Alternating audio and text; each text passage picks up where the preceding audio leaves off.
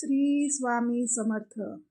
तर आज आहे मंडळी संडे, म्हणजेच रविवार. आज मला पण सुट्टी आहे आणि घरात पण सगळ्यांना सुट्टी आहे. तर समोरच्या ज्या भाज्या आहेत त्या बघून तर तुम्हाला कळलंच असेल आज काय बेत आहे. तर हो, आज मस्त असं पावभाजीचा बेत आहे.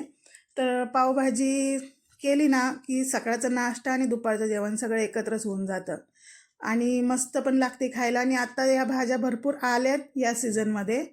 तर चला बघूया आपण कशी केली अशी मस्त चमचमीत भाजी. तर बटाटा, फ्लावर, शिमला मिरची, आपला ताजा हिरवा मटार आणि थोडेसे बीट होते माझ्याकडं, जे कापून ठेवले होते ऑलरेडी बारीक, मी तसेच घातले. नाहीतर अदरवाईज माझ्याकडे अख्खा बीट असेल तर मी तो किसून वापरते, त्याला कलर छान येतो. मग त्याच्यानंतर त्या भाज्या सगळ्या स्वच्छ धुवून घेतल्या 2-3 पाण्याने. कुकरमध्ये त्या भाज्या टाकून 1 ग्लास पाणी टाकून थोडंसं चवीपुरतं मीठ टाकलं की त्या मिठाची चव त्या भाज्यांमध्ये उतरते. आणि मग भाज्या शिजायला ठेवल्या मीडियम गॅसवर 3 शिट्ट्या. तोपर्यंत भाज्या शिजत आहेत तोपर्यंत मी इकडं कांदा चिरून ठेवला, टॅमॅटो वगैरे सगळं चिरून ठेवले.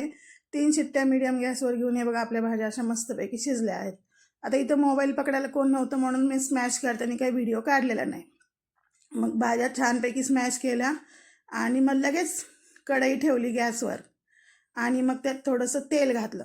तेल घालून जो आपण चिरून ठेवलेला कांदा होता तो छान असं घालून मस्त ब्राऊन कलर येऊसपर्यंत परतून घेतलेला आहे. आणि त्याला थोडंसं 5 मिनटं जातात, पण थोडेसे पेशन्स ठेवायचं. हे बघा मस्त असं कांदा आपला मेल्ट झाला आहे. मग त्याच्यानंतर त्याच्यामध्ये टॅमॅटोची प्युरी टाकली. आणि खरं सांगू का, पावभाजी माझ्या घरात माझ्या मुलाला फार म्हणजे फार आवडते, त्याच्यामुळं मी बनवतच असते नेहमी. आणि आपलं पण थोडंसं डोक्याचा ताण जातो स्वयंपाक सगळा करण्याचा. एक सुट्टी असती, थोडा आपल्याला पण आराम पाहिजेच ना. तर कांद्यामध्ये मी असं छानपैकी टॅमॅटो घालून छान ते दोन्ही एकत्र शिजायला ठेवलं, म्हणजे टॅमॅटो आपला मऊ होतो. टॅमॅटो मऊ होण्यासाठी ठेवलेला आहे.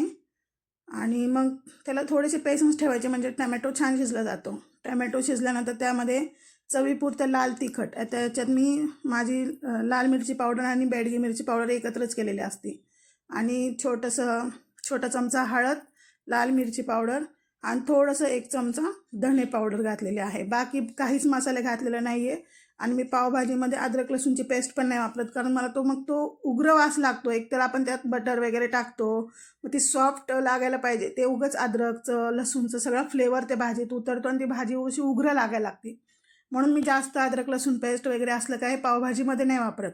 जिथं गरज नाही तिथं वापरत नाही. आणि मग सगळे मसाले टाकून झाकण ठेवून छानपैकी शिजवून घेतलं 5 मिनटं. मग त्याच्यानंतर आपल्या शिजवलेल्या ज्या स्मॅश केलेल्या भाज्या होत्या त्या सगळ्या त्यात घालून घेतल्या. हे बघा तुम्ही समोर किती छान दिसतंय ते सगळं भाजी. आणि खूप छान लागती आणि मस्त लागती. साधी, सिंपल आणि छान होती भाजी. म्हणजे काहीच प्रॉब्लेम नाही. मस्त सोपी पद्धत आहे करायची आणि करून खाऊ शकतो आपण या सीझनमध्ये. हे बघा अशी मस्त सगळी एकजीव करून घेतली. आणि मग त्याच कुकरमध्ये अर्धा ग्लास पाणी घालून ते कुकर असं स्वच्छ हे करून आणि त्याच्यात टाकलं. आपण मध्यमवर्गीय माणसं आहोत, आपण कुठल्याच वायाला नाही जाऊ देत. गृहिणींचं तर तेच काम असतं. आणि आता जरी ही भाजी तुम्हाला थोडीशी पातळ वाटत असेल तरी 1-10 मिनटं आपण त्याला छान शिजवणार आहे. त्यात अमूल बटर टाकणार आहे, तर त्याच्यामुळं त्याला थोडंसं घट्टपणा येतो. आता परत चवीपुरतं मीठ टाकलं आहे. ऑलरेडी आपण भाज्या शिजताना थोडंसं मीठ टाकलं होतं, म्हणून आता मीठ बेतातच घालायचं, कारण आपल्या बटरमध्ये पण मीठ असतंच.